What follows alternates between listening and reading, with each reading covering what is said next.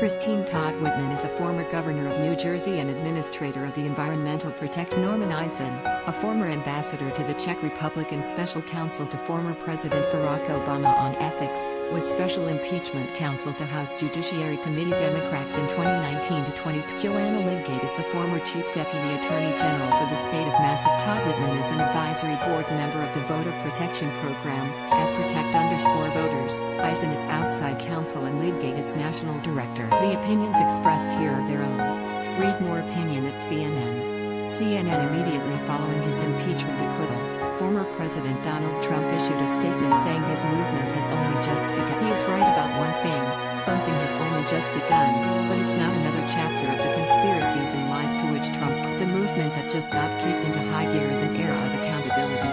CNN's Savlon, there may be penalties for Trump. Here's why. Replay more videos.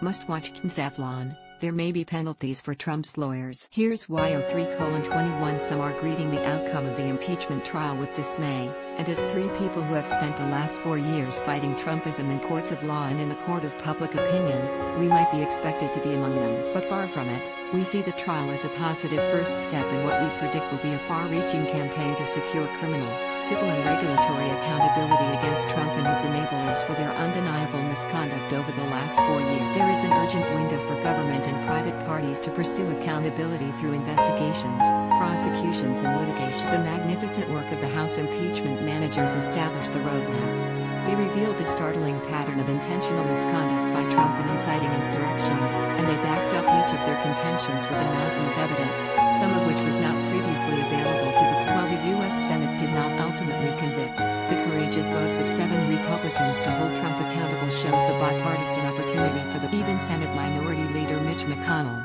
who has given Trump much cover and did the same again by voting against conviction here, said Trump is still liable to be tried and punished in the ordinary tribunals of Trump is still liable for everything he did while he was in office. He didn't get away with anything yet. McConnell spent 4 years trying to play Trump's card to his advantage, and now he is coming down hard, seemingly telegraphing for those he leads what should like him or not. He is a formidable figure, and we should take his signal, or perhaps, his prediction, seriously. Read more. What might that accountability agenda look like? Thanks to Trump's outrageous behavior in the waning days of his reign, he has exposed himself to possible state criminal prosecution in Georgia. Fani Willis, the district attorney for Fulton County, has announced her intent to investigate the ex-president and his shocking call to the Georgia Secretary of State Brad Raffensperger on January 2nd. The call may well violate state law, including a statute prohibiting the solicitation of election. According to the New York Times, her investigation is a broad one, looking at other offenses by Trump and by those around him, such as his lawyer, Rudy Giuliani, who is alleged to have provided false information to George. Giuliani did not respond to the Times' request for comment. Meanwhile, a Trump advisor has said the investigation is simply the Democrats' latest attempt to score political points by continuing their witch hunt against President Trump, and everybody sees through. Other jurisdictions might also have criminal cases against Trump for his post-election day misconduct, including his alleged incitement of insurrection. Prosecutors have already charged hundreds of people involved in the insurrection with federal crimes, including conspiracy, and we know the insurrectionists came from many states and planned an event. If Trump was a part of any conspiracy, he could face criminal or civil liability in multiple. There are laws against insurrection, sedition, racketeering and related misconduct, and they should, and likely will. In addition, there may well be civil action on behalf of those who were killed and injured during the events of January 6th, among them, the Capitol Police officers and other law enforcement. Members of Congress and staff who were traumatized or otherwise harmed may also have civil claims such as for intentional infliction of emotional. We can expect that civil litigation to go on for years. Given the powerful and disturbing footage that has now been seen by virtually every American, the insurrection is something deeply concerning to the American people far beyond the walls of Congress, and judges and juries take these cases. Yet another category of accountability for the big lie perpetuated by Trump and his allies, regulatory actions, like bar complaints against the attorneys who allegedly enabled Trump's. One complaint has already been filed in New York against Giuliani. Giuliani's public reactions to the complaint suggest he is at least somewhat ruffled by the action. I don't want to get into, and I have a high sense of ethics, personally.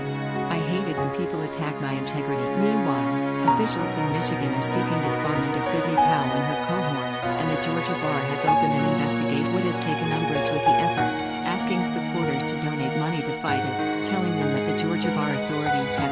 kitchen sink at me, and calling on his followers to dig for damaging information against members of the Georgia State Bar Disciplinary Board. Powell has not commented on the allegations against her. Organizations that helped sponsor the January 6th rally and foment the insurrection also face calls for investigation, including under state laws that regulate charitable entities. These avenues are slower and may be seen as less hard-hitting, but it does not change their significant contribution to the accountability effort. If there is no consequence for misconduct, then what is there to prevent such behavior from happening again and again? The Trump era taught us that pursuing justice for presidents who do wrong, and the individuals and groups who enable them, is not self. The rule of law only works if it is activated.